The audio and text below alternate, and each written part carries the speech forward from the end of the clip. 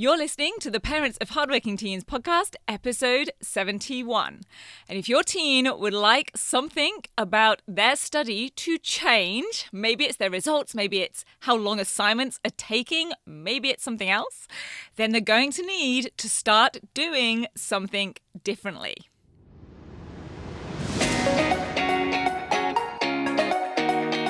I'm Katie Jones, and with over 15 years in education as an award-winning high school teacher, international external examiner, and as a study coach, I've helped thousands of students skyrocket their results and confidence. And this podcast is where I share all my insights, tactics, and tips with you, the parent, so you can help your hardworking teen get happy, smart, and successful in their study, and have you both enjoy the journey along the way. This is the Parents of Hardworking Teens podcast. Hey, very important parents, how are you? I hope you and your teens are doing great, and even if things aren't feeling great, I hope that I can pass on to you some positivity and energy through this podcast, because I've got to tell you, I am feeling fired up for this term. We set out our term 4 behind the scenes projects a few weeks ago. And so right now we're in that super exciting and energized phase where we're just getting into those projects and everything is kicking off, including our social media. You might have noticed we are now on Instagram. I know. I am so behind the times.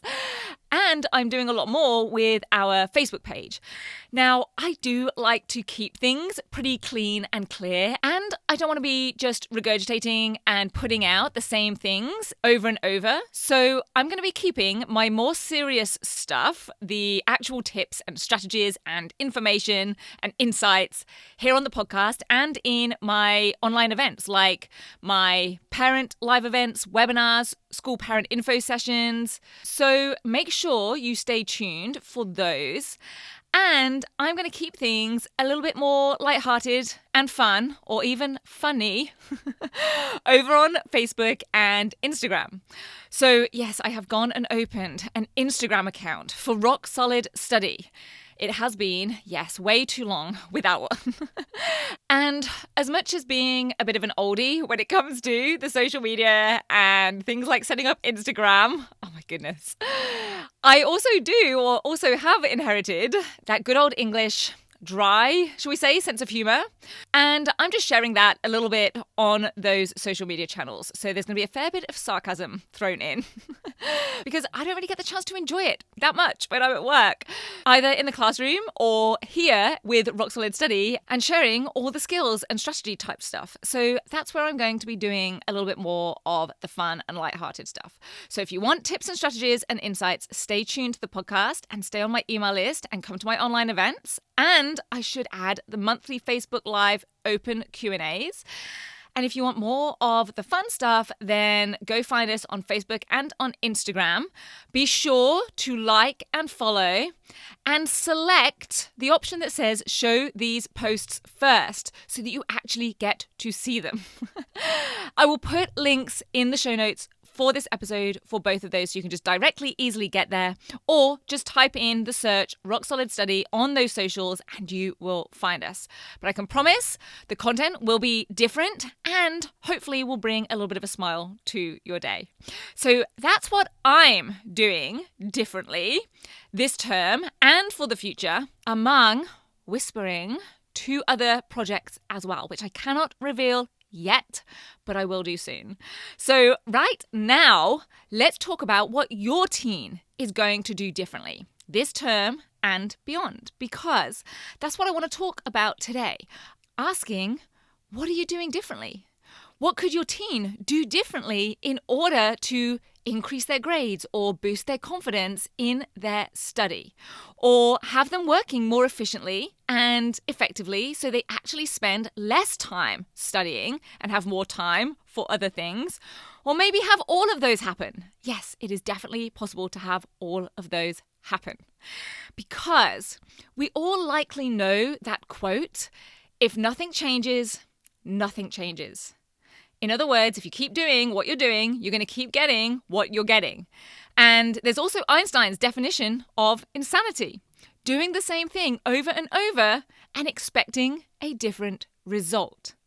Now, I think those all make sense to most of us, but sometimes it's hard to know either what to change or what to do differently, or even, my favorite word, how to do things differently. So even if your teen knows that they need to or just want to do better in exams, how do they go about making that happen? Or if they know that they could be studying more effectively, how do they actually do it? How do you figure out what you actually need to do differently, and how should you then actually do it? And I have to tell you, I got the title of this episode, What Are You Doing Differently?, from a previous student of the 10WGT, Maxine. And in fact, it was actually Maxine's mum, Natalie, that actually told me about it. But Maxine made such a difference to her results and how she was studying and how she was doing in class in such a short space of time. Maxine was in year 12 and approaching her finals at the time, that her teacher actually asked her, "What are you doing differently?"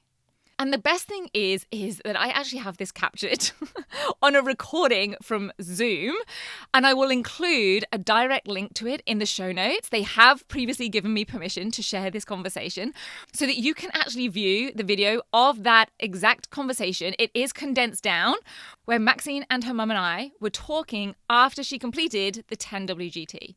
But I'll give you a quick overview here, just for context, and then share with you what some of those things were that Maxine was indeed doing differently, so that you have a few suggestions of how your teen might go about doing the same. So Natalie enrolled Maxine into the 10-week program because Maxine was studying really hard, but wasn't really getting the results that she wanted and that they both felt she was capable of. This was especially the case when it came to exams. And Maxine had just had her SACs. She was studying the VCE and she wasn't especially delighted. In particular, she got a SAC result for business studies that she was really disappointed with. And given that she'd spent hours revising and done everything she thought she was supposed to, she didn't really know how to improve. And her mum had found out about the 10-week program. I think she'd come to one of my webinars, and Maxine completed the full 10-week program through August to September. In fact, it actually must have gone, therefore, into early October even, of year 12. A perfect example that it is never too late to get this training and information. And as we were chatting over Zoom when she'd completed the program and they were giving me feedback about their experience, Maxine was telling me about what had been most useful, what skills she was actioning and using, and that her latest marks were now coming out in the 80s. She'd actually gotten 40-something% for that business SAC. And Natalie, her mum, added, after Maxine told me about that result, she said, "We actually just had parent-teacher meetings, and her business studies teacher, that teacher that had marked and given her the results for both of those exams, in that meeting actually asked Maxine, 'What are you doing differently?'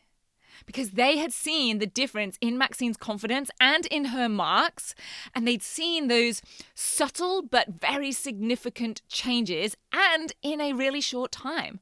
Because Maxine had always been that hard worker, and she was still doing that. She was still trying hard, she was doing her homework, she was paying attention in class, but now her results and her grasp of her subject content and her application of her knowledge were all at a much higher level. So, what was she doing differently? Well, one of the most impactful things for Maxine at that time was that she learned what it meant to be revising actively, not revising passively. And she was using the specific strategies to actually do that in her next round of exams. And you'll see in the video her mum say how she'd seen Maxine revising previously, but even though she was spending hours and working hard on it, it just wasn't really going in. And that's exactly what happens when we revise using passive revision methods. Doing things like rewriting notes, transferring information onto revision cards without necessarily transforming the info. Things like watching tutorial videos, or copying out diagrams. Because when we use passive revision methods, our brains aren't having to actually process the information and therefore aren't necessarily going to A, fully understand it, or B, remember it well enough. Another thing that Maxine was doing differently was she was now dissecting exam questions and able to understand exactly what was required. She was mark scheme savvy, so she could figure out for herself what the examiner would be looking for. And basically, she learned and was applying the 6 elements of exam technique, like identifying and responding to command words, knowing how and when to include examples or case studies, and knowing how to analyze and integrate sources or resources that are provided with questions. Those are just a few of the 6. I don't want to go off on too much of a tangent there, and I do have a plan to go into more of the exam side of things on a few of our upcoming podcast episodes. So I will go into these things a little bit more, but all of this meant that she was not only a lot more confident when faced with any question, she was also a lot more effective in responding to and answering those questions, as shown by that jump from being in the 40s to getting over 80% from one term to the next, and right in time for her finals. And another thing that Maxine was doing differently was being a lot more strategic in how she studied. So she wasn't just making notes or just doing practice questions or completing homework in a do as much as possible and hope for the best kind of way. She was able to figure out what was going to give her most bang for buck. So she would be able to use her time and her focus and her energy in a way that would give her best return on effort. So she was less stressed and more effective and more calm and collected and more confident because she knew what she was doing. She knew the best way to go about doing it, or at least had a much better idea of what that was. Because let's be honest, I don't think we're all going to get everything perfect every time. I just don't think that's how life works. But having a much clearer and strategic way to decide how to allocate her time to things and what things not to allocate time to, how to chunk down those bigger tasks, how to tackle questions and homework and assessment so that she wasn't wasting time and energy on things that weren't going to give much payoff and could put that time and energy into doing things in a way that would, or on the things that would. So for term 4, I want to put it out there. What could your teen do differently this term?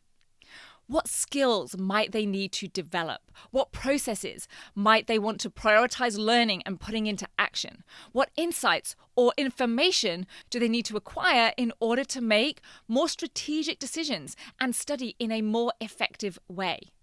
You'll be surprised at just how quickly many of these can be picked up and then actioned immediately. So here are a few examples. It might be understanding and identifying command words, the cognitive verbs or the directives in the question, and not just recognizing them, but truly knowing what they mean and what's required in your teen's response. Or it might be getting savvy with mark schemes and really digging into what the wording of the rubrics and the success criteria actually mean and demand. Things like, what is the difference between detailed and sophisticated, for example? Or things might not be exam related at all. It might be something like learning smarter ways to Google for information when doing research. It might be making sure that they never just copy out information, but actually transform it in some way so that they actually process the information in their brain and therefore better understand it, better retain it, and have it flow easily from brain to paper in future. It might be understanding exactly what analyzing truly means and requires. Or it might be having a system to come up with and to craft strong thesis statements. Or it might be as obvious as removing distractions and setting a timer for tasks so they stay more focused, reduce any multitasking, and basically get more done to a higher standard. And yes, I have taken all of those examples from trainings and seminars and resources that I've produced for my 10WGT students. These and many more are all in the 10-week grade transformation program or in the separate Study Vault resource library, which 10WGT students also currently get free bonus access to. So bonus tip, if your teen isn't in the 10WGT, then A, come join us. Or B, you could go check out the full list of the 10 modules. It's all on the website. I will include a direct link to it in the show notes. And treat this like a list of 10 things that your teen could work on. And then pick one or two and have that as the goal for them to figure out and do differently this term. An extra hint, I know, I can't help myself. My top thing to learn and do differently for any student is to develop and hone their exam technique. There is a reason why that often comes up in the examples that I give, because honestly, it doesn't just help in exams. It helps in any type of task, assignment, standard textbook questions. So if you're stuck on what to choose, my advice is that if they've never been taught exam technique, then that would be my top thing, to do exams differently, to tackle and dissect every question using clear steps, proven techniques, and have a strategy. Just don't let them expect to get a different result if they keep studying in the same way. Because if nothing changes, nothing changes. And because that's the definition of insanity, to keep doing something the same way and expecting a different result. And hey, once you decide on something, what is the thing that your teen is going to do differently? Let me know what it is. I would love to hear from you and love to hear about how you or your teen are actioning any of the ideas or suggestions that I share on this podcast. You can email me at support@rocksolidstudy.com and let me know. And one last reminder to go find us at Rock Solid Study on Facebook and on Instagram. Just search Rock Solid Study and then like and follow to get a little bit more of the lighthearted and fun side of things as well.